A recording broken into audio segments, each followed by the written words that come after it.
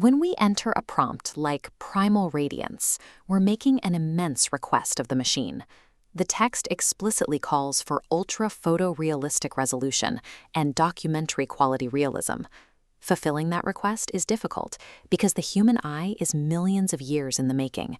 We are highly evolved to instantly spot synthetic anomalies in our environment, an instinct that pushes flawed digital renders into the uncanny valley.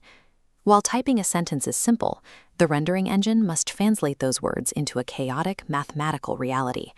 To generate a rainforest, it has to simulate the behavior of light and matter across an entire ecosystem. This raises a central question. How does a rendering engine actually bridge the gap between a few dozen words and a flawless 8K resolution reality?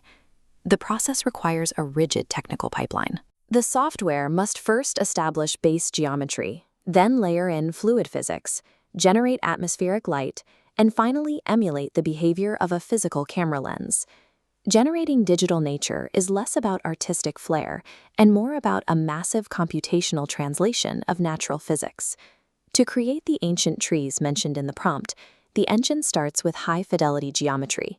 As we see in this image of an Amazonian trunk, the bark texture must be incredibly detailed to pass visual inspection at 8K resolution.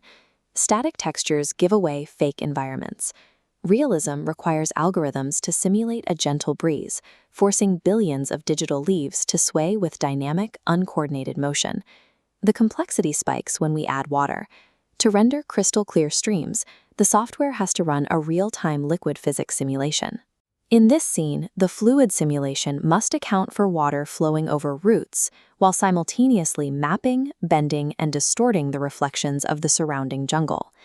A digital environment only feels real when it functions as a closed physical system, where every object reacts to the invisible environmental forces acting upon it.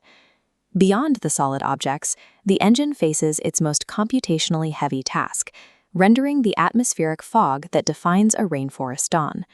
This requires volumetric lighting, a process where light interacts with 3D space and particulate matter, rather than simply illuminating a flat surface. These calculations create the requested golden rays piercing through the mist by simulating light as it bounces off millions of microscopic water droplets. To handle a sunrise, the software uses high dynamic range processing. This allows the render to balance the extreme brightness of the sun with the deep, murky shadows of the jungle floor visible in this view. Digital atmosphere isn't a simple filter.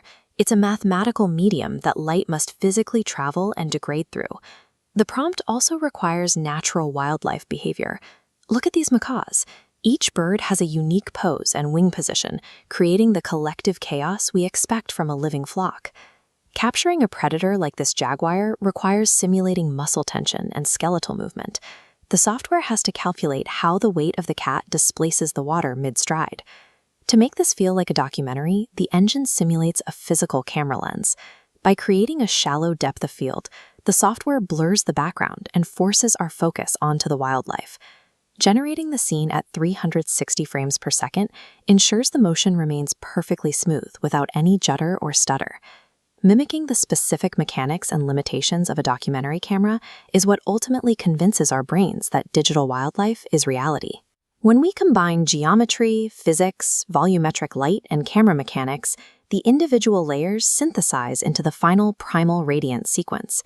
The final output appears effortless, but it's the result of immense, layered computational labor, building a world from a few lines of text.